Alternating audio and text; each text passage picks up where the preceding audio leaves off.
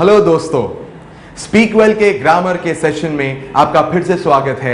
मैं आपका ट्रेनर नवीद और आज का हमारा टॉपिक, आज का हमारा विषय है प्रेपोजिशन या हिंदी में कहूं संबंधवाचक अव्यय। प्रेपोजिशन क्या है उसके पहले मैं कुछ वाक्य आपसे कहना चाहता हूं। The book is table, book table है। इन वाक्यों का कोई अर्थ नहीं है, लेकिन अगर मैं ये कहूं the book is on the table, book table के ऊपर है, तब यह वाक्य में अर्थ होता है। और यहां पे दो नाउन हैं, बुक और टेबल, और उनके बीच जो संबंध दर्शाता है वो शब्द है on. The book is on the table, और ऑन यहां पे है आपका प्रेपोजिशन।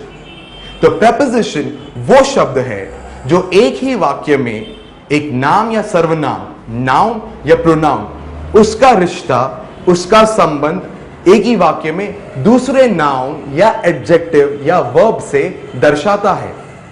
प्रेपोजिशन के उदाहरण हैं जैसे ऑन यानी ऊपर, इन यानी अंदर, अंडर यानी नीचे, ओवर यानी ऊपर, फॉर यानी के लिए, ऑफ यानी का, इत्यादि इत्यादि। आइए हम कुछ और वाक्य बनाते हैं। जैसे पहले हमने वाक्य बनाया the book is on the table, the cat is under the chair. इस वाक्य में दो नाउन है, कैट और चेयर, और इन दो नाउन का संबंध बताने वाला शब्द है अंडर, यानी बिल्ली कुर्सी के नीचे है। तो अंडर यहां पे आपका हो गया प्रेपोजिशन। दूसरा वाक्य, please write with the pen, कृपया करके कलम के साथ लिखें। यहां पे एक नाउन है पेन और दूसरा है वर्ब यानी क्रियापद राइट, और इन दो के बीच जो संबंध दर्शा रहा है वो शब्द है विथ। चलिए आइए प्रेपोजिशन को और अच्छी तरह से समझने के लिए हम ये दृश्य देखते हैं।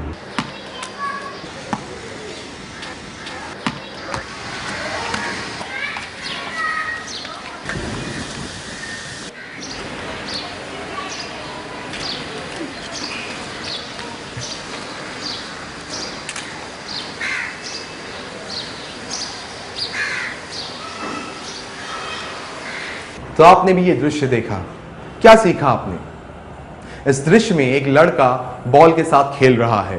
A boy is playing with a ball. लड़का बॉल को दीवार पर फेंक रहा है।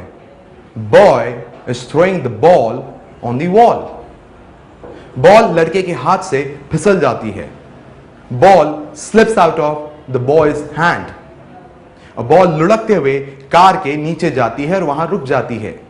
The ball rolls under the car and stops. लड़का बॉल को उठाता है। Boy picks up the ball और उसे अपने जेब में रख लेता है and puts it in his pocket.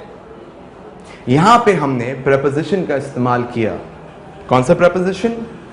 with, on, under, up और in। तो ये थे प्रेपोजिशन। तो दोस्तों इसी के साथ प्रेपोजिशन का टॉपिक यहीं समाप्त होता है। तो मिलते हैं अगले ग्रामर के सेशन में। तब तक के लिए आपका ये ट्रेनर नवीद आपसे अलविदा कहता है। So until the next session, good bye.